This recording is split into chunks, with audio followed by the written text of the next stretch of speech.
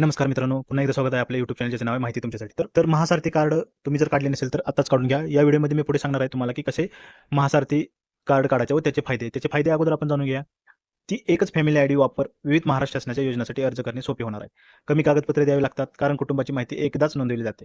आपले सरकार व इतर शासकीय सेवांमध्ये जलद पडताळणी होणार आहे.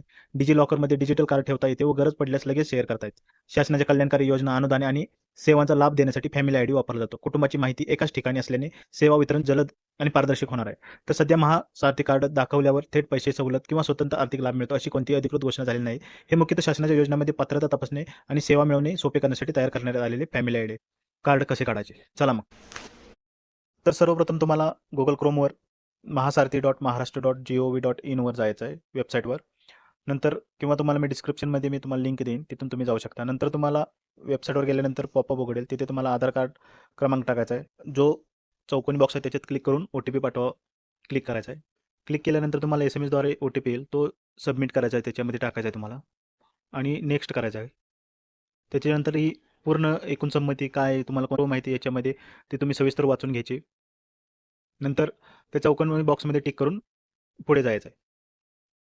पुढे गेल्यानंतर तुमची पूर्ण माहिती येईल, तुमचं पूर्ण नाव, जन्मतारीख. तिथे तुम्हाला फक्त मोबाईल नंबर टाकायला लागेल. ईमेल आयडी पण टाकायचा आहे तुम्हाला, तुमचा ईमेल आयडी पण टाकायचा आहे.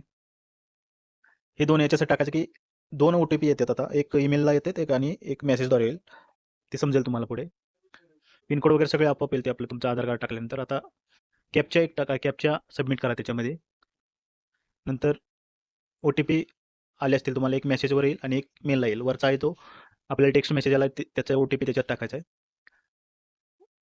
आणि खालचे कॉलम आहेत तो त्याच्यामध्ये ईमेलवर आलेला OTP तुम्हाला टाकायचा आहे. ईमेलवर आलेला OTP तुम्हाला खाली टाकायचा, नंतर पुढे जायचं आहे.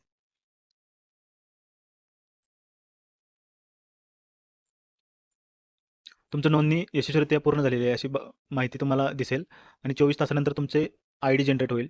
तुम्ही 24 तासानंतर पुन्हा या वेबसाईटवर येऊन चेक करू शकता. अशाच नवनवीन माहितीसाठी आपल्या Instagram पेजला नक्की फॉलो करा आणि YouTube चॅनलला सबस्क्राईब करा. बायोमध्ये लिंक दिलेली आहे. धन्यवाद.